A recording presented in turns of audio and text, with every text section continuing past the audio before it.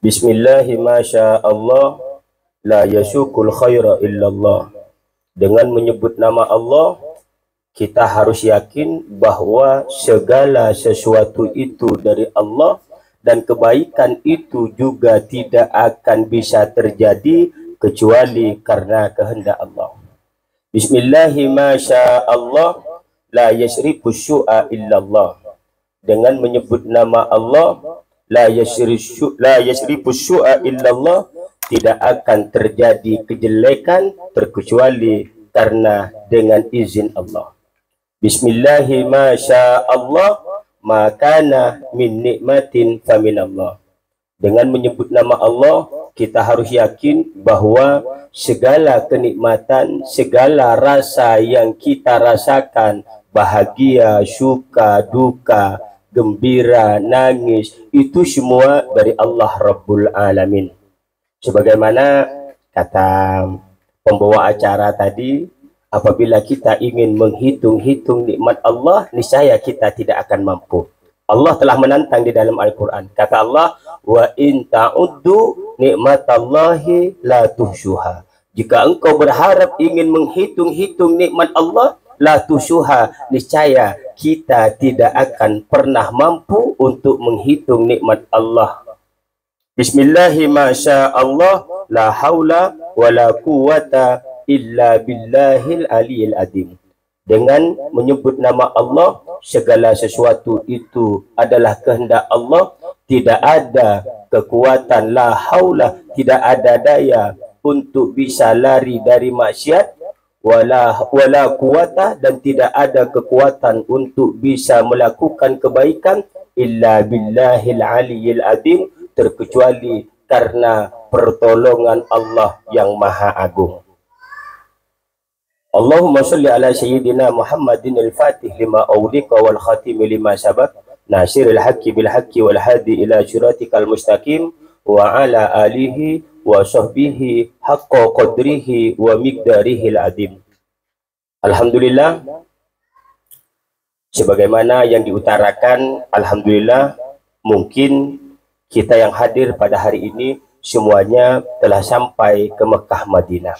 Jadi sebagaimana yang diutarakan kata Pak Muslimin, bahwa di saat kita memejamkan mata untuk mengingat masa-masa kita berada di Mekah dan Madinah, seakan-akan langsung loading, langsung tampak jalan-jalan di sana seakan terang di depan mata kita.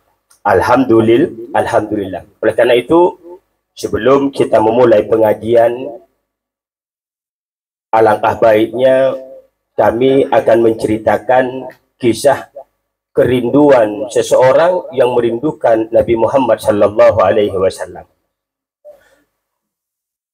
Di dalam kitab Ad-Dibai dikisahkan bahwa ada seorang anak yang berumur 7 sampai 9 tahun yang begitu merindukan Rasulullah, sehingga dia mendatangi rombongan, mendatangi kafilah yang ingin pergi ke Madinah agar bisa dimasukkan ke dalam rombongan tersebut.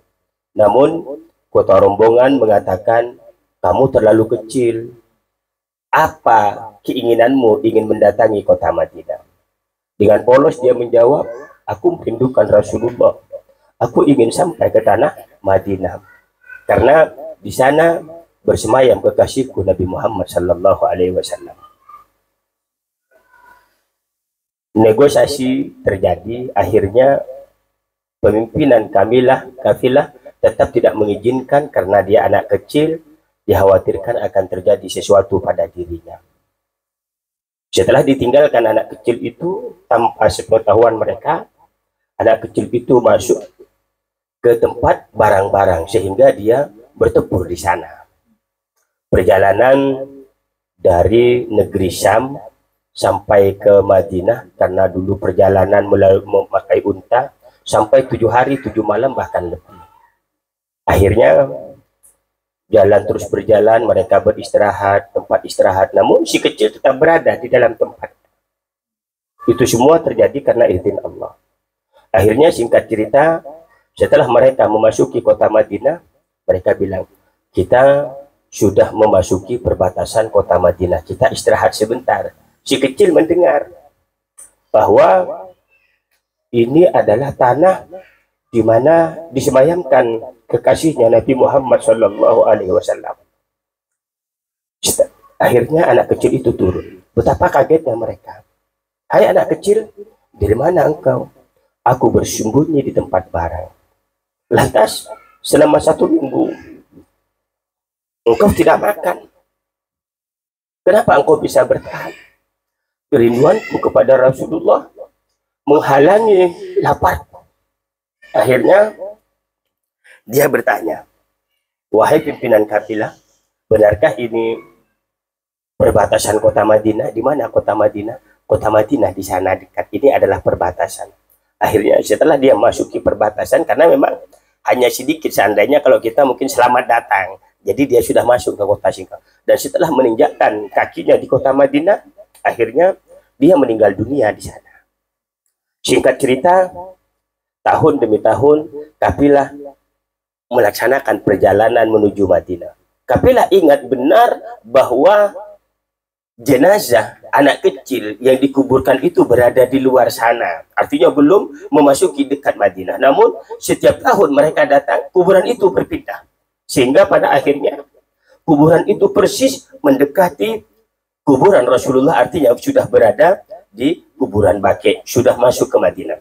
Langsung ketua kafilah mengatakan, wallahi, engkau waktu hidup sangat merindukan Rasulullah. Engkau waktu hidup ingin berjumpa Rasulullah. Dengan izin Allah, meskipun engkau sudah mati, karena kerinduanmu kepada Rasulullah, Allah dekatkan kuburanmu sampai memasuki kota Madinah, yakni sudah bersama di kuburan Baqi'. Itu kenapa hal itu saya utarakan, kenapa hal itu kami ceritakan, karena kata Imam Abdullah Al-Haddad, banyak di antara kita, maaf ini hanya ingin meluruskan niat, saya terharu Pak Hasbu sudah berazam, Fa'idha azamta fatawakkal Allah. Kalau kita sudah mempunyai niat yang kuat, ayo tawakal kepada Allah, insya Allah rezeki itu akan ada. Sebelum kita lanjutkan, kita kisahkan ada keluarga saya, 2 pupu saya. Jadi sejak di pondok, dia orang miskin. Sejak di pondok, dia selalu berdoa, ya Allah, bagaimana mungkin aku bisa sampai ke tanah Mekah Madinah dengan keadaanku yang begini. Namun aku yakin, ya Allah, apabila engkau menakdirkan saya bisa sampai ke Madinah, tidak ada jalan siapapun yang akan menghalangi saya, insya Allah saya akan sampai ke kota Mekah dan Madinah. Lebih dari 20 tahun dia berdoa, akhirnya keajaiban pun terjadi.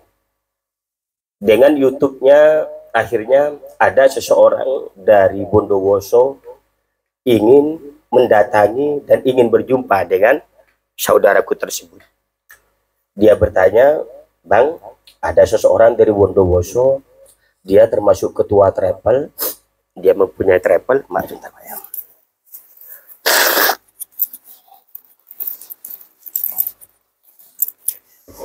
Dia mempunyai travel, dia ingin berjumpa dengan saya. Menurut Abang bagaimana? Dia itu Bang dikisahkan setelah dilihat di dalam travelnya itu, dikisahkan ini maaf, dikisahkan dia itu orang Wahabi tulen. Jadi di dalam masalah haji-hajinya, sesuatu yang dianggap bersimpangan dengan Al-Quran dan hadis memang ditiadakan sama kelompoknya. Akhirnya dia menyatakan setelah sering melihat YouTube saya, dia bilang ingin menimba ilmu Bang, ingin tanya, ternyata kok ajaran yang diajarkan oleh saya itu katanya lembut, enak gitu loh, dan masuk akal, daripada saya tetap bersikukuh hal seperti ini, ikut Wahabi, kata dia. Karena kata dia, umroh sunnah yang kita lakukan itu sudah tidak boleh, itu bid'ah. Biasanya kan orang kalau kita berangkat umroh di sana kan kita melaksanakan umroh beberapa kali kalau kita mampu, dan situ katanya tidak boleh, itu haram. Akhirnya Karena banyak masyarakat jamaah-jamaahnya yang komplain, akhirnya dia harus berbenah diri agar jamaah-jamaah yang sudah biasa mengikuti dia, yang sudah simpati, agar bisa simpati lagi. Bagaimana caranya?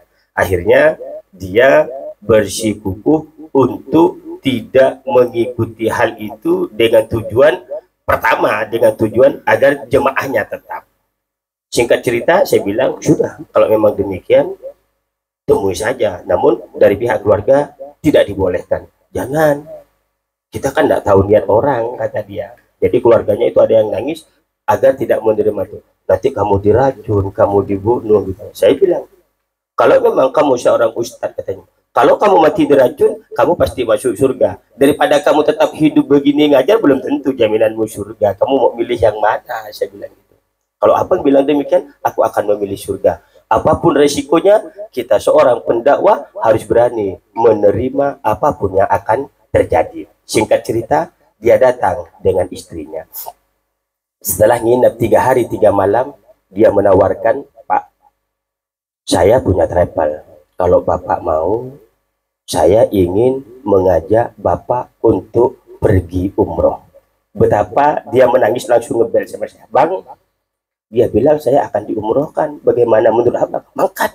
Mungkin itu berangkat. Saya bilang, sampai lupa bahasa Inggrisnya, kelupaan.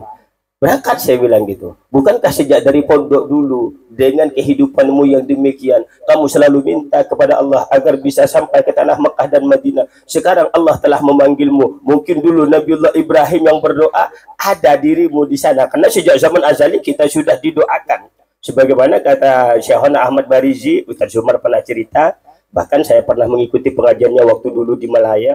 Kata beliau, ada orang yang ingin berangkat haji 30 kali tidak jadi. Sehingga ke 31-nya sudah mau berangkat, hari ini mau berangkat, nanti jam 10, ternyata dia meninggal dunia. Jadi mau berangkat pertama, katanya ibunya meninggal, mau berangkat pertama, hanya sakit, terhalang, tidak bisa berangkat. Akhirnya dulu kan masih tidak pakai kuota kan, berangkat setahun bisa berangkat. Akhirnya yang terakhir dia sendiri meninggal sehingga dia tidak bisa sampai ke tanah Mekah Madinah. Dan setelah saya suruh terima, kata abang saya suruh menerima untuk berangkat umroh, saya bersedia. Akhirnya semua keluarganya menentang, tidak membolehkan, termasuk istrinya, anaknya. Namun dia punya kekuatan. Saya tanya, siapa yang tidak mau menerima itu? Semua adik-adik bapak saya tidak boleh, semua adik-adik mama saya tidak boleh, termasuk istri saya juga tidak boleh, mertua saya tidak boleh. Yang membolehkan ibu saya dan adik saya berangkat. Ibumu lebih utama dari 1000 orang yang melarang, saya bilang gitu. Ayahmu juga lebih utama dari keluarga-keluarga yang melarang. Kalau demikian bang, saya akan berangkat. Besok 1 minggu kemudian dia akhirnya pergi ke Bondowoso untuk paspor, untuk begini diurus, dan akhirnya tas-tas semuanya diberikan. Bahkan dia pulangnya itu masih dikasih uang 4 juta untuk persiapan dia berangkat. Insya Allah dia akan berangkat hari Kamis besok. Apa yang bisa kita ambil hikmah dari hal demikian? Kita kembali kepada firman, Faiza azamta fatawakkal Allah. Kalau kita sudah punya keinginan, kita kuat, ayo kita pasrah kepada Allah. Jadi masalah rezeki itu biar kita urusan Allah. Kalau memang orang yang kaya bisa berangkat ke Mekah, kemarin Covid siapa yang bisa berangkat? Jangankan kita di luar negeri, yang di Arab Saudi aja tidak boleh gitu loh. Apakah Presiden Jokowi tidak bisa berangkat? Dia yang masih kaya, dia mau berangkat sekarang bisa. Tapi di waktu itu 1 tahun itu semuanya tertutup, tidak ada yang boleh berangkat. Dan sebelumnya boleh berangkat, tapi hanya di Jazirah Arab. Kita di luar, Malaysia, semuanya, bahkan Amerika Serikat.